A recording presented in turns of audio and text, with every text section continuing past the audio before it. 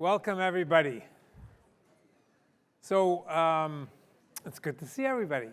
How many people, is this the first time they've come to the lecture? It's a very sweet one to come to. Welcome. Okay, so I'm Dave Waits, and with Pia Sorensen, we host the Monday lectures where we bring these wonderful chefs in for our class on Tuesdays.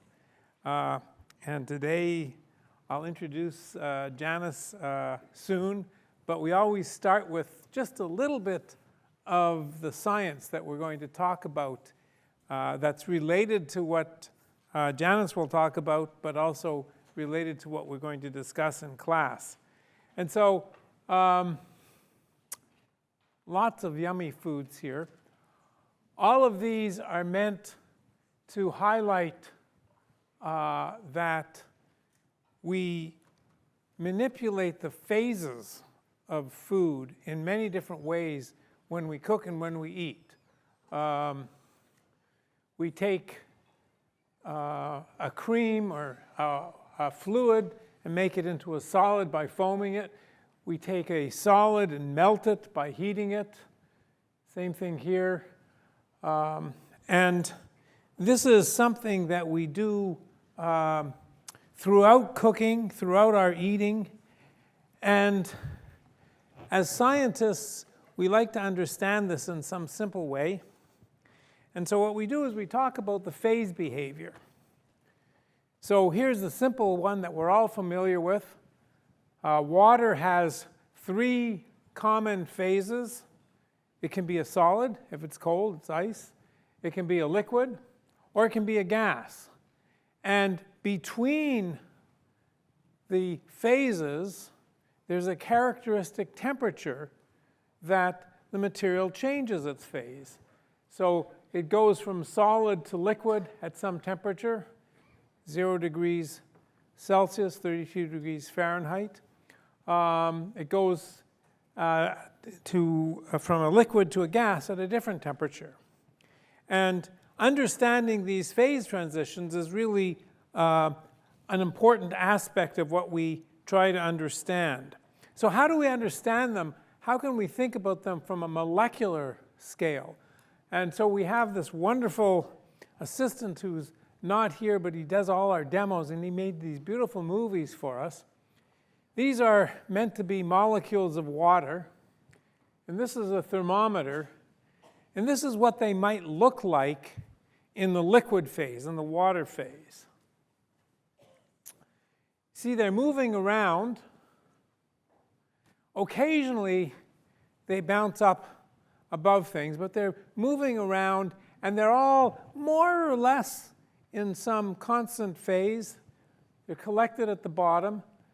But they don't have the same orientation, so they're moving around over one another.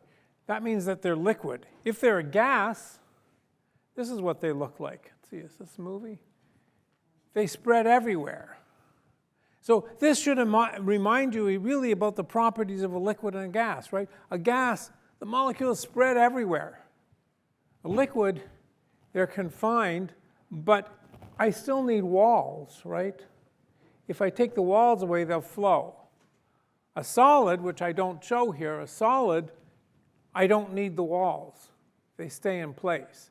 And if I were to draw this same thing, if I go back here, if I were to draw this with a solid and let them move like that, they would stay in the same position relative to all their neighbors. So understanding the phase transition is really understanding how the molecules interact with one another. And when there's a liquid, there's some kind of interaction energy that holds the molecules together. It's not strong enough to keep them absolutely firmly in place, but it's strong enough to prevent them from going away and going into the gas phase. When they're a gas, then there's a different energy. The energy increases, and then there's no longer sufficient energy to hold them together. Now, everything has a certain energy, and that energy is given by the temperature. So the energy is, we write this as the temperature times some coefficients that tell us how much the energy and the temperature, how they're related. And so when there are no interactions, then they only have this thermal energy. When there is an interaction, then they're stuck together. And so the phase transition occurs exactly when these are equal. Come on, guys, you're all supposed to clap. This is our equation. Of course, for water, for the liquid to the gas transition, that occurs at 100 degrees C. That's an energy, right? The temperature is an energy. The temperature actually depends on other things. The melting temperature depends on other things. For example, it depends on the pressure. You can think of it this way. If I want to take a molecule and free it from the fluid into the gas, if I put a larger pressure on, it takes more energy. If it takes more energy, it takes more heat. So what did I just tell you? If I increase the pressure, the temperature goes up. Well, who cooks with a pressure cooker? How does that work? Put a cover on, that little thing that measures the pressure, right? So it doesn't get too high. You put something on, the pressure goes up, the temperature goes up, you can heat something hotter than the boiling temperature. Same thing if you go up high into the mountains. Anybody live in Denver? You live in Denver? How long do you cook eggs for? 8 minutes. She says 8 minutes. How long do I cook eggs for? 3 minutes. Why is that? It's because Denver is a much higher elevation, so the boiling temperature of water is actually much lower. It's about 95, I think. It's just the pressure's gone down. Now, molecules don't have to be the same as water. Water is a very simple molecule. That's what Daniel drew there. That's what I showed you. If they're more complicated, like fat molecules, then they can have lots of different shapes. And if they have lots of different shapes, there's lots of ways of interacting with one another. They have these chains. And how the chains interact, how the chains are organized, tells you what their melting temperature is. Because when they form a solid, they can form different configurations. And so if you have stronger molecular bonds, then you have to heat it higher to melt them. And just by changing the way these chains organize with one another, that changes how the melting temperature goes. And so today we're going to hear a lot about chocolates. And chocolates are fat cocoa butter. And they have different chains. They have several chains. And they can crystallize, they can form solids by organizing the chains in different configurations. Here's a schematic of what they look like. This is one way of organizing them. You see, they have 3 chains, and they can be organized like this. I think I have a picture. Here's another way of organizing them. Just by having them pack in different ways, they can have more bonds close to one another. They have different energies, and so they have different melting temperatures. And in fact, there are 6 different, 6 different phases. And this goes beyond what I want to tell you about. We're going to hear a little bit about this today, but when you want perfect chocolate, you want to get one of these phases. Each one has a different melting temperature, so you want something that melts in your mouth, right?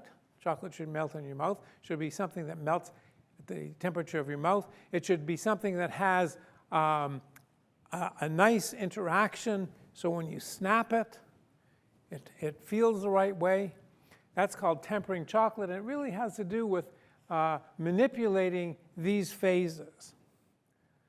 So today, we have somebody, this is the second time Janice has visited us, and I'm really excited because she's so much fun. She does all these different kinds of things. She uses chocolate, but she uses it not just to eat, but in all these super creative ways, which I hope she'll tell us a little bit about.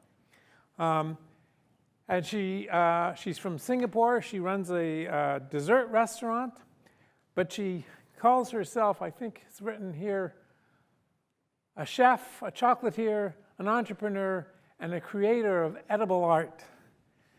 So, Janice, please.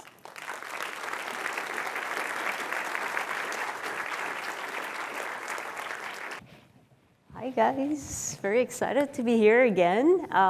Thank you for having me. Just a show of hands, who was here 5 years ago?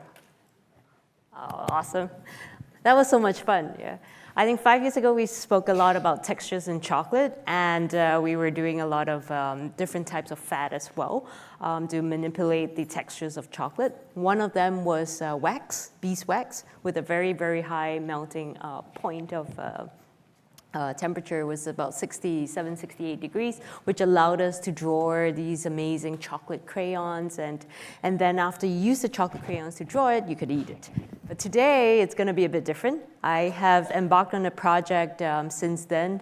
And during COVID, we were all stuck at home. So I thought to myself, why not grow our own chocolate in Singapore? This has never been done. So we have some trees, but they're really ornamental trees for education. So we thought, why not let's make Singapore's first single origin. So today I brought Singapore's chocolate. I don't know how many people are from Singapore? Oh, no one. Okay. I think the last 5 years ago there were quite a few. But so today I brought Singapore's chocolate, and we're going to open them and you're going to see it. Okay. So it all started with this little dream of mine to do it, but we're a very, very cosmopolitan city. It's very busy. It's like New York City, 6 million people in one tiny dot. There's no space, no land. So I thought, how can we do this? We also embarked to try and see if we could rent an acre. It's very expensive, and it was just not economical to do it. So we took a lot of these seeds that were already in Singapore, these cocoa pots. They're like single trees. They're basically about 5-6 meters high. These trees grow about maybe 6 to 7 pots. So imagine super big tree. You have only 6 to 7 pots, or even less, maybe 2 to 3. And so we take these seeds, and what happens is we basically take that little seed that you see, and then we made it into a little plant right here. After we made it into a little plant, we started growing these trees, and 3 years later, we start planting, a year later, we start planting them into the schools. So since there's no land, I went knocking on a lot of doors, and we started growing a lot of this chocolate around the different schools in Singapore. So there was one school of mine, the principal is right there. That was our first tree that we planted in 2021. And I'm happy to say 2024 now, 3 years later, we've got these amazing, beautiful pots. I'm not sure how many of you have ever tasted a cocoa pot? No? Yeah, great. Oh, quite a number. That's awesome. So there you go. This is all around the school compound. It's pretty amazing. So this is 2021. Yeah, 2021, 2022, we started monitoring it. And this is just about a month ago. So we started growing these beautiful trees. You'll be surprised, some of these trees have 100 pots. It's really amazing what we have done. I think the school has put in a lot of huge effort with the right fertilizers and everything. But cocoa is such a complex fruit. It's got lots and lots of phases of different types of processes to it, and you can't just process cocoa within even a week. It's very difficult. We managed to find a way to do it, and I'll share with you more. So we're gonna pass around these two cocoa, I think. So one of them, I just opened it. This one here is actually from an old folks home in Singapore. Believe it or not, there are trees there as well. Basically, there are trees everywhere in people's homes and houses. What has happened is we basically took these trees and we have two stations in Singapore. One is my cousin's house, and there are like 40, 50 plants there. And people can pick up these cocoa trees and plant it in your homes. I don't think there's anything like this in the world where you have collection points and people can take cocoa plants and put it in your backyard. But because we have no land, we had to be extremely creative on how to process and grow cocoa back home. So yeah, I'm gonna pass this around first. Here we go. Okay. So you can smell it, and then I'm gonna cut one open. Okay. Hopefully this is okay.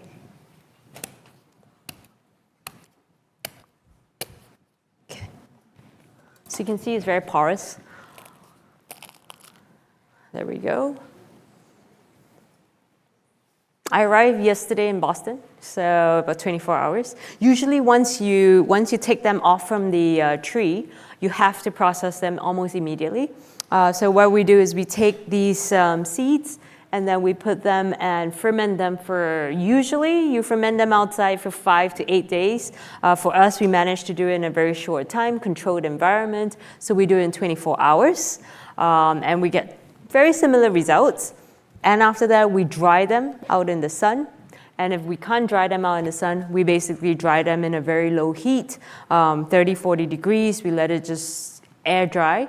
But the moisture of this should be at below 8% once you get the bean. Okay. So I'm just gonna pass this around, and I can talk a little bit more about the processes of cocoa. Okay, 1 second. It smells great. You should smell it. It smells, tastes nothing like chocolate. Okay? So if you smell it now, it's super sweet. It's got like these soursop notes. Okay. So it's got these soursop notes to it, very, very tropical notes. But you see what happens with fermentation is fermentation introduces flavor and aromatics into the product. There's a change of state as well. So these seeds that you see, these fresh seeds, they basically have glucose, fructose, sucrose in it. And this all breaks down. There's acidity in it, which helps to stop germination.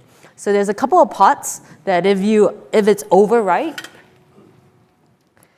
what happens is it basically germinates. And I managed to sneak some into the United States of America. So basically what happens here is you guys are gonna, our friends here are gonna, the students here are actually going to, I think, try and grow them right here. You're not gonna get a cocoa tree here, I'll be honest. It's gonna be really, really tough because you take one? Yeah, you take a seed, sure. So this is what we do. You take the seed and you put it down this way, you put it into a soil. I guarantee you, 3 weeks, you see the first crack of the bean. It's pretty nice to see it. When you saw the first photo in my slide, you see that this husk here, it just basically would grow, it would protrude up and then it would crack. So it's very, very beautiful. But imagine the seed, it grows into a 3-meter plant, 3-meter tree, and that's pretty awesome. So I'm gonna pass this around if you wanna see it. Yeah. We keep it very moist, so we always put a wet towel over it.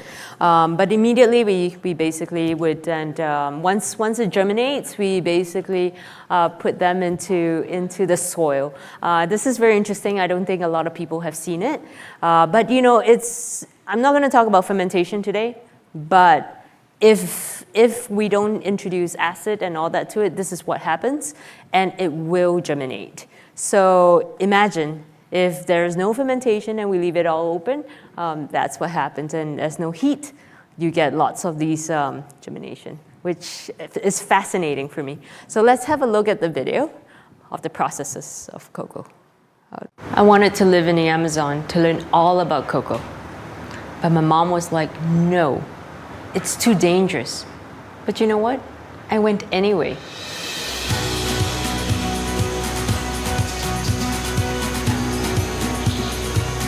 The journey of our chocolate begins with our farmers. Direct trade means we have personal relationships. We know exactly where our cocoa comes from. It means we can be sure it's grown sustainably. Bean-to-bar chocolate processes are straightforward, yet complicated. We start with the roasting of the beans, winnowing, which means separating the husk from the nibs, conching the nibs to a fine grind, and then tempering the chocolate. When I said I wanted to be the first to produce Singapore's single origin chocolate, people thought I was crazy. We don't have much space and import 90% of our food. Where are we meant to grow the trees? Everywhere. We want to plant at least 1,000 cocoa trees. Singapore is known for many things. Maybe one day, chocolate will be one of them. Because for us, innovating, developing new flavors, pushing the boundaries of fermentation and aging, and experimenting with new techniques is at the heart of what we do. It's about inspiration through ideas, taste, and imagination.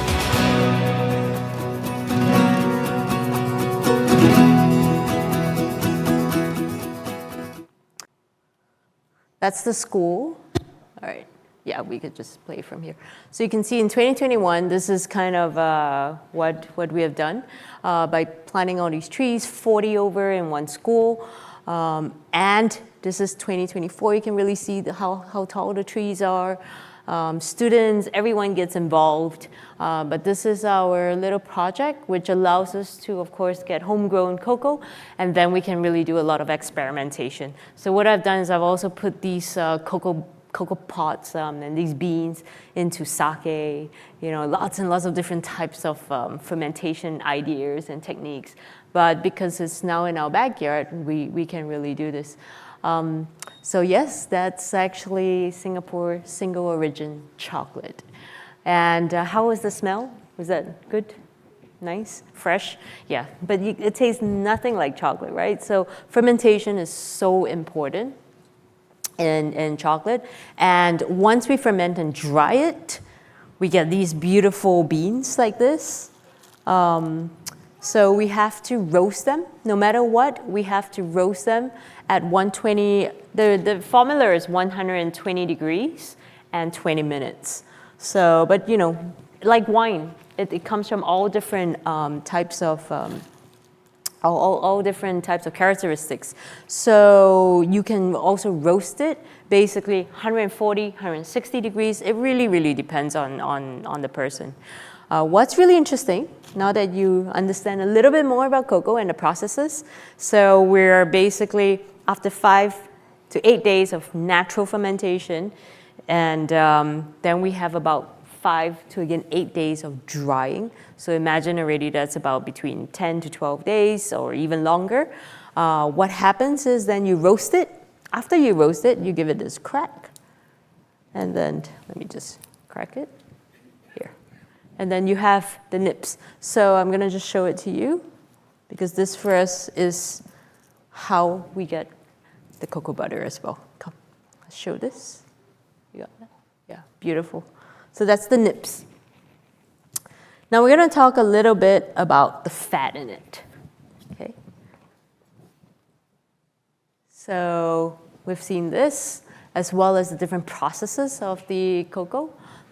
I want you all to guess what percentage of fat is in this chocolate. Just throw a number. 20? 16? 60. Very close. Well, it's 50%. So this is what's inside a cocoa bean. Okay. So I'm just going to show it to you because it's fascinating, that there's that much fat in chocolate. So what we have here, that I've just showed you, which is basically the cocoa nib, the beans here. We basically winnow it, so we kind of remove the shells. We take all these nibs, and then we start to make chocolate. So imagine there's already that much, 50% of the fat in there. Okay, it's not going to grind, so I'm going to put it lower. 1 second. So I'm going to grind this up. Usually we use a conching machine, not a blender, but we tried it just now and it kind of worked. So what we have here, you can do this at home. You can kind of make your own chocolate at home. So what you can do is you can just put some sugar in it. The ratio is you can put 10% of cocoa butter just to help with the mouthfeel. And you know, it really gives this nice stability to chocolate. It's essential as well, cocoa butter and chocolate. And then you can also add in your sugars. So you can add 20% of sugar in it, and then you get a good 80% dark chocolate. So anything out of this cocoa is basically the percentage of chocolate. So now I have cocoa butter. I have the nibs. Usually we grind it with applied heat, but now we're just kind of, I hope it works, okay. We don't do this back at home. We put a conching machine.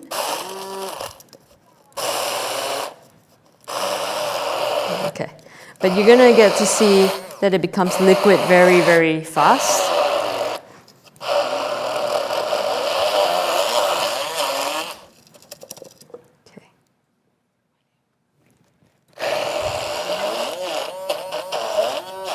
Okay, so we're going to continue this process for a good 5 minutes. It takes quite a while.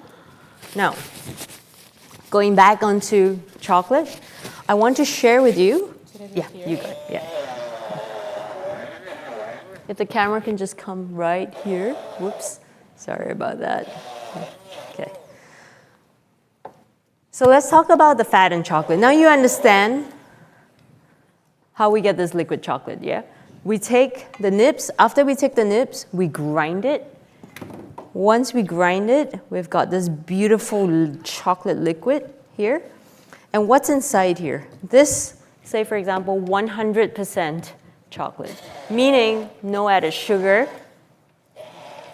No added sugar, no milk solids, no milk powder, no lecithin, nothing. Just chocolate and cocoa butter. But cocoa butter is a product of chocolate, and we're going to see the video of how it's being pressed. So when we have this, and I give you an experiment, I add heat to it, and I boil this up, and I separate. This is what happens. So if you want to basically make your own cocoa butter at home, you kind of just throw in some water, and you separate it, let the water all evaporate, and you take this out. So if I take this out now, can you see? That's the cocoa fat in chocolate. It's pretty cool. So, but I can also show you later. So I'm glad it worked. So again, this is how we basically talk about just the purity of the fat in this bean. It's stunning. I mean, when you look at the slide and you see the breakdown of it, it is so essential. And when we talk about mouthfeel and texture, and also the melting point, this is very critical. So cocoa butter has different melting point as opposed to chocolate. Melting point of chocolate is about 30 degrees. Our body temperature is about 37. The melting point of cocoa butter is about 36 degrees. And what we have done is we can, 34 degrees to 37 degrees. It really depends. So for us, what we've done is actually, well, I'm going to show you an experiment later. Well, not an experiment, but we have kind of tested out a few things, and I'm very excited to do that with you later, that we do not need to basically temper chocolate today. So I'm just going to talk a little bit about the breakdown. I lost my little thing. All right, here we go. Okay, how is cocoa butter being made? No? Okay, so it's really interesting. So basically you take this bean, it's already roasted. Now after this bean is roasted, we make this chocolate. Got it? Okay. Yeah, she's gonna bring it out. So you saw us grinding it, right? Usually you use, if you saw the video, you use the conching machine to grind it. Last week, I showcased a very innovative machine, first in the world. It's a grinder that can give you instant liquid chocolate. Yeah, it was produced by Lotte. There's about 20 units right now in the world. And basically, you just take the nibs and you get liquid chocolate. You don't have to put it in a conching machine for 24 hours anymore. So that's a new technology that has just been invented. So we have this grinding, and then now you get this liquid chocolate. So unfortunately, we don't press our own cocoa butter. It's not very common. So I thought, why not just show you how it's actually being made. And what is also very, very interesting is now that you've seen all that processes, especially the fresh bean as well, you take 100 kilos of that. Sometimes it's even less because sometimes you get these flat beans, and we actually don't use the flat beans because they're just not so good. So 1,000 kilos of that, you basically get about 800 kilos of cocoa liqueur, and after that, that's how much cocoa butter and cocoa powder that you get. So let's talk a little bit about this fat. I mean, it's very, very precious right now because chocolate is super expensive.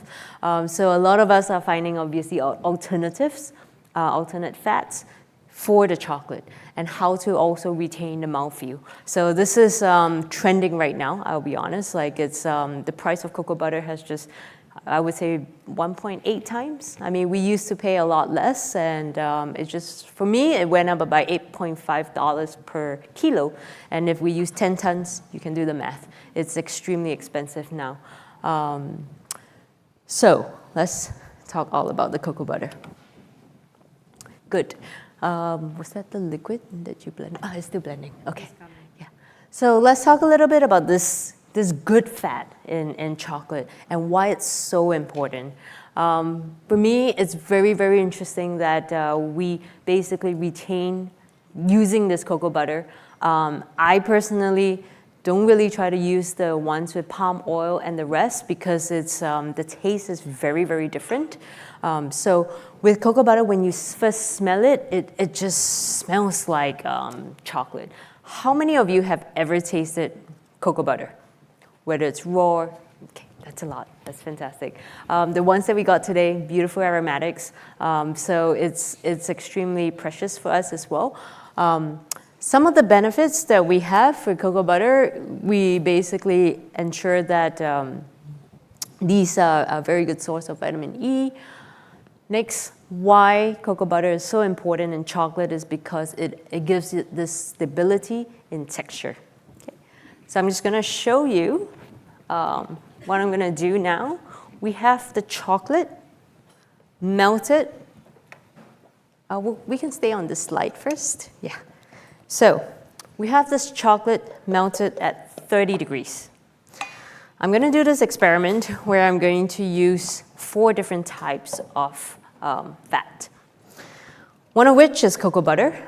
I'm also going to kind of spread this and just spread it on a marble and show you that it's not going to be tempered. Basically, what happens is in chocolate, it's so complex, there are all these different forms, and you can see there's cocoa butter, 50% of that bean is cocoa butter, meaning it needs to stabilize, meaning we need to basically change. It's 30 degrees, right? Okay. So first thing I'm going to do, because it takes a long time, now we can get the video. So I'm just going to spread this very thin. We'll get the video first so you can see this. I'm doing this one first because it takes a long time. And this marble is pretty cold. Okay. So we go here. All right.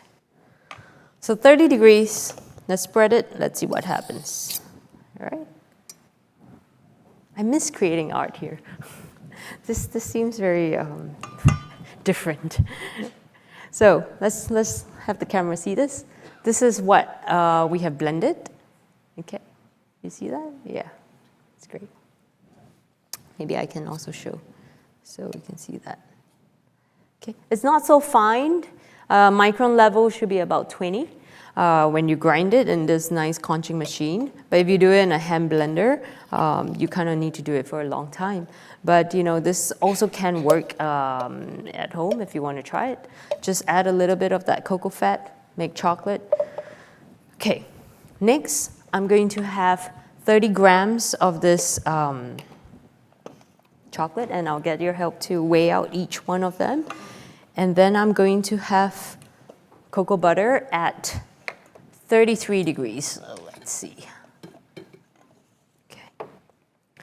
So I'm going to add 1% of, I'm going to add 1% of this cocoa butter to the chocolate, and I'm going to show you.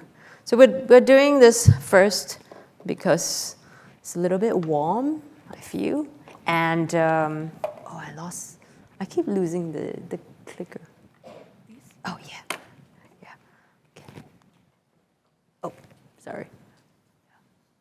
Okay. Okay, while she's weighing that,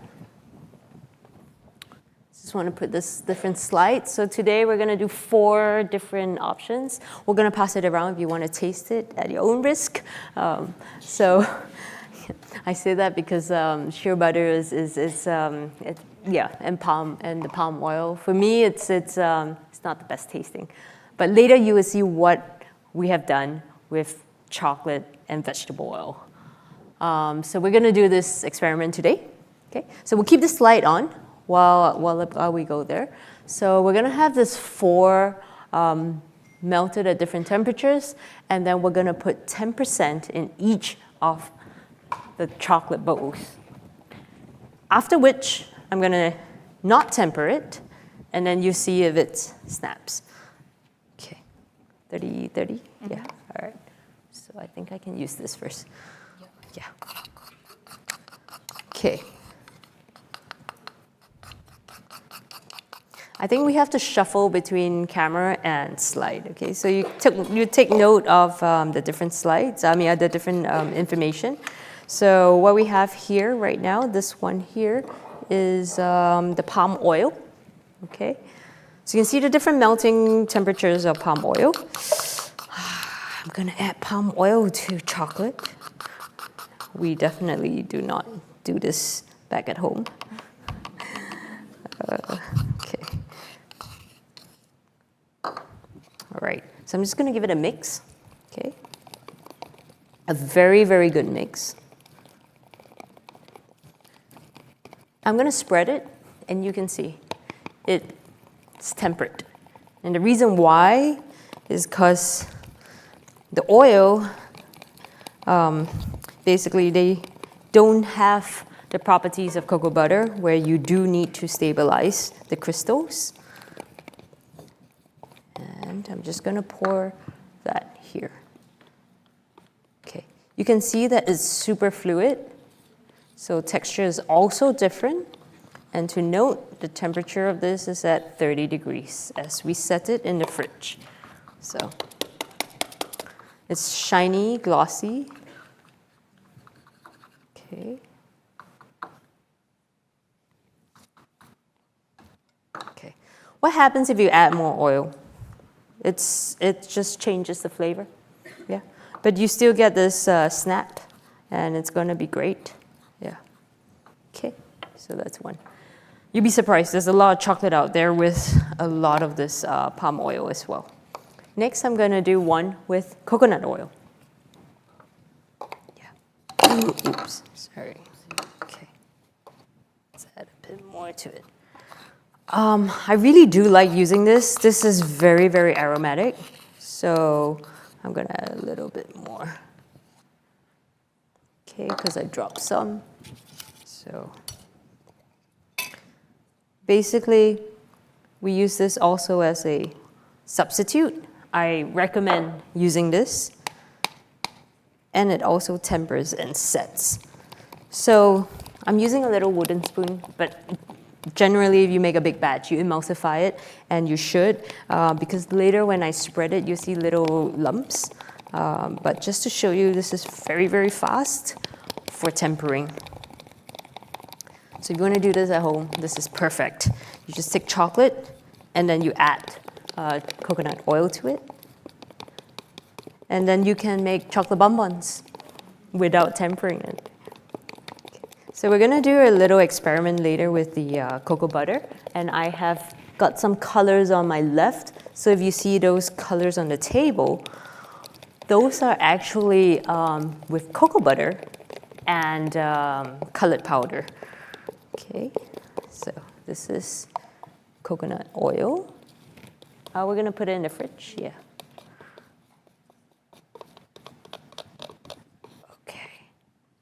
So we're gonna label that too. I'm just gonna stick the palm oil. Yeah, we should stick that. And then we should stick this. Okay, so you can see like it just melts in my hand. I have cocoa butter, I have coconut oil in my hand, and it just melts because coconut oil basically has, yeah, it just melts very fast. Okay, very, very smooth. Super nice smelling, yeah. Next, I'm gonna use shea butter. Okay, shea butter, yeah, here we have. So, I'm going to basically add that in together. Here we have this. The shea butter is very, very short, 3 grams. So we have basically done a 10% recipe. And you're gonna see it mix. Okay. This is the toughest one. You can actually melt it as well. So we have put it here in the bath, so you can actually see it at how it looks like. There we go, the shea butter.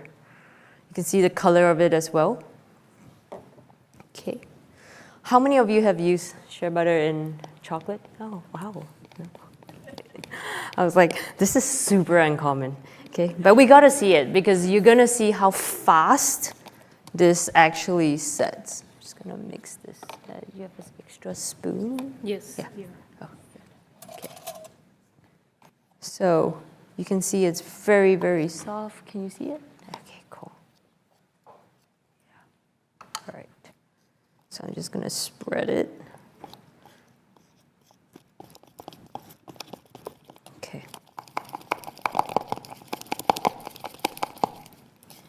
Okay.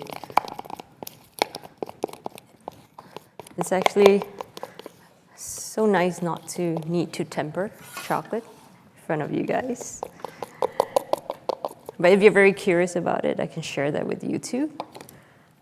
Okay, you can see the texture of it. It's completely different from the oil. It sets super, super fast. The taste and mouthfeel as well is super different. But it has this nice snap to it too. So I'm just gonna come over here. Sorry about that. Okay, I'm gonna need to spread this. Okay, do you want to show it? Yeah.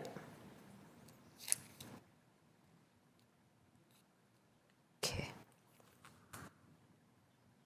Okay. There we go. We're gonna put it in the fridge. It's gonna be done in 5 minutes actually. And the last one, cocoa butter at 33 degrees. So this is very interesting. Let me just try and pull this out. Okay. So we've got this cocoa butter texture. I'm just gonna show you like this. I'm going to whip it up. So we're actually going to have this melted cocoa, and I'm gonna whip it up so that it's actually like whipped butter texture. And basically that's very important to get the right consistency when you wanna add that 1% into your chocolate and not have to temper it, okay? And the reason is because cocoa butter is also very, very complex. And so we've got to, yeah, we're gonna whip this up. So, 1 second. I'm gonna whip this up. Okay.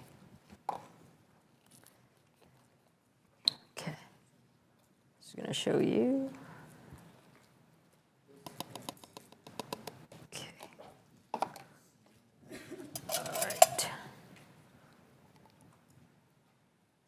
Okay, I'm going to add some of this. Okay.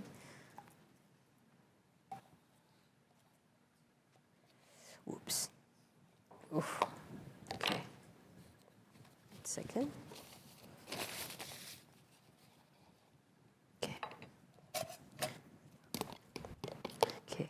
I'll get your help to just mix this while I talk about the rest.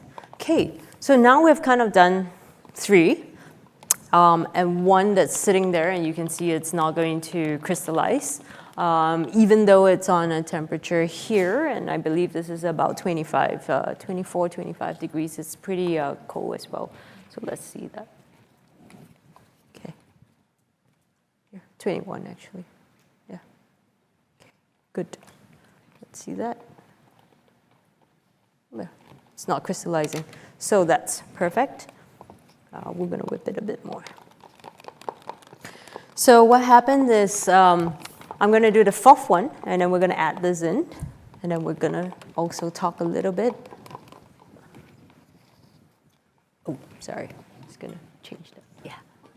Great. Okay. So I believe you have these chocolate in your hands right now. You have these tasters. Okay. So we're going to taste a little bit about that mouthfeel.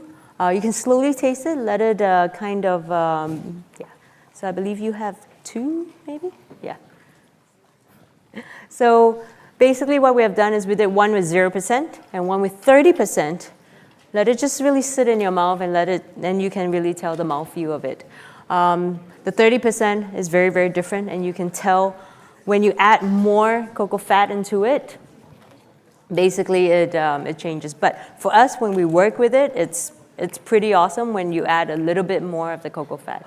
Most of our bean-to-bar chocolates, we actually don't add additional cocoa fat to it. So what happens is, if you see the back of our label for a bean-to-bar, we just do a 70% dark chocolate with 700 grams of cocoa beans and 300 grams of sugar. That's it. So we don't add additional. And the reason why is because mouthfeel. I think for us, every chocolatier is very different. So some introduce more fat into it, and now you can taste the difference of it. Yeah. Are you throwing the sugar as well? No, we're not. I would love to, but that would be crazy. Okay. So now I'm going to add this 1%. Unfortunately, this demo takes a bit of time. Okay, this is perfect. So if you can really see, and let's take a quick temperature of it.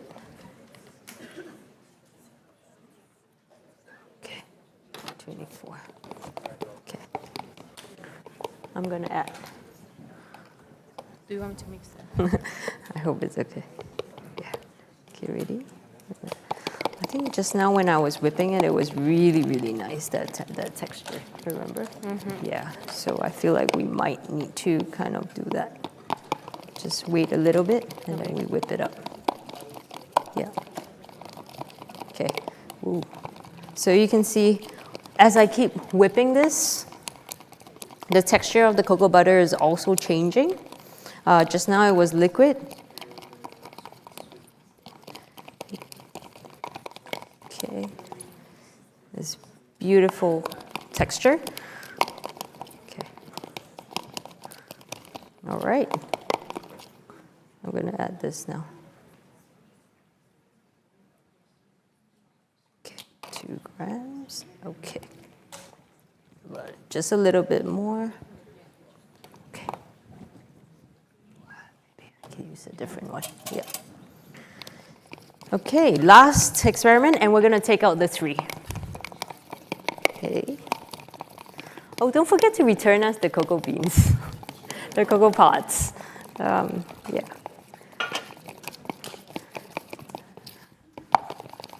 All right, so we're going to put this also in the fridge, and we're going to take out the rest. So you can see it's very cold here right now, so it sets pretty fast already.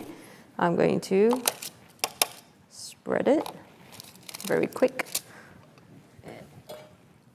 Maybe you can hold this. Thanks. Okay, let's talk about this. This is not reversible, so it's very essential If you want to just put that percentage of fat into that and temper, you can see. Okay. Let's wait, and I'm going to show you the difference right here. Okay. So you can see here, it's still setting, and it's not tempered. This, very fast. Later, we're going to make decorations. Okay. Next, I'm going to just very quickly do this. This is fun.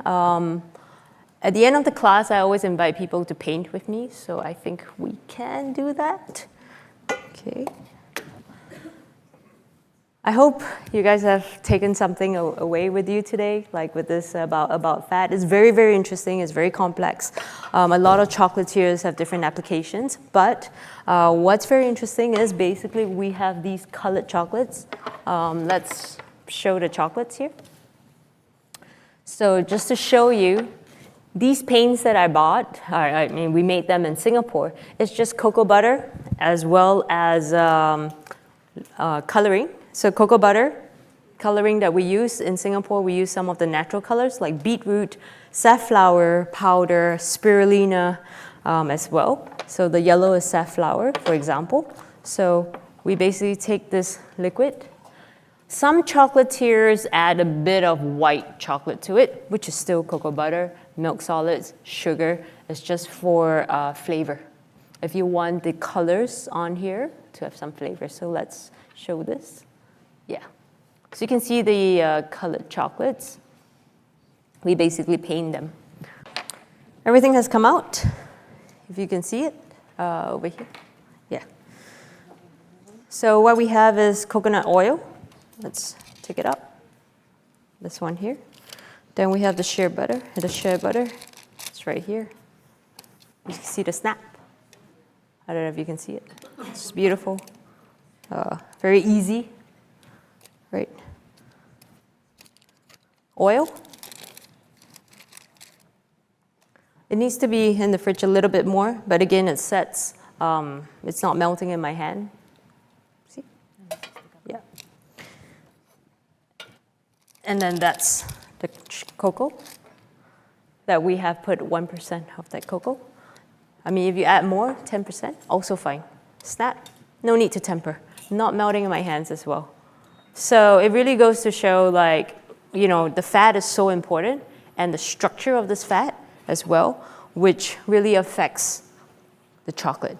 So imagine this two product is basically almost the same, except for the 1% of cocoa butter that we added in at 33 degrees. You can add in between 28 to 33 degrees, not an issue, and this is what you get.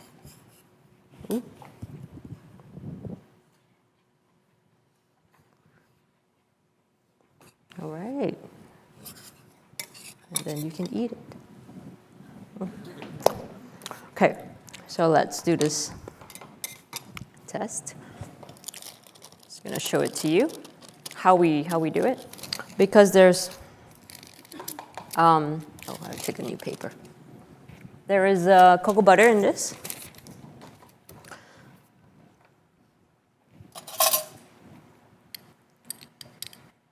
Like I said, it's not reversible. So if you do this technique, you gotta be really fast. So if I were to just spread it, so you can just buy cocoa powder, put some coloring in it. And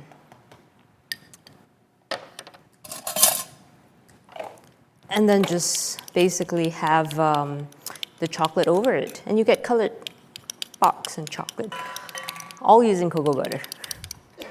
It's very fascinating that a lot of people don't think about cocoa butter this way and cocoa fat this way. So this is this. I will show you later a video. We're going to end off with this video that we've done just in Mexico last year. And we use chocolate with vegetable oil. Okay. And we took 850 kilos of it. Okay. If you want to come down and play later, please feel free to come down and paint with us. So we're just gonna let this cool down. And then we're gonna pour the chocolate over it, and later you will see it kind of snap, just like this. Yep. So this is, for me, it's really cool if you try and do this at home, and then you can tag us on it as well. But a lot of us chocolatiers don't really do this method because it depends on the temperature you're in as well, because you have to work on it super fast. And obviously, if you melt it down again and then you add more cocoa butter, it means you're adding more fat. And that's the reason why I let you taste that 30% today. Because the more you add in, it really changes that mouthfeel. And for us, we prefer it as 0. So this is a very good, almost a very good texture. And then we're going to add it with the chocolate. Okay, Yeah. got it. So I'm going to show you this video. Okay. While we're waiting for that, I'm going to play this 2-minute video, and you can see what we've done with chocolate and vegetable oil. Yeah, and you can see that it basically is, so we made an exhibition in Mexico last year. What we've done is we melt all these chocolate, we pour it, and why I use vegetable oil is because it sets so fast. So you can see, just now when we were doing it with the oil, it's super nice and fluid when we work on it, and then it just sets. So for me, I'm more an artist who creates a lot of different food experience for people, known to have you guys eat off the walls and ceilings and stuff. I'm not allowed to do it here in this lecture just yet, but I think Pia has always had a dream to have a lot of chocolate walls and ceiling. But you know, it's very sensorial. So I've done this for 10 years, and I brought food to life. And for me, it's like going through, you know, a tunnel of chocolate. Why not, right? So let's have it.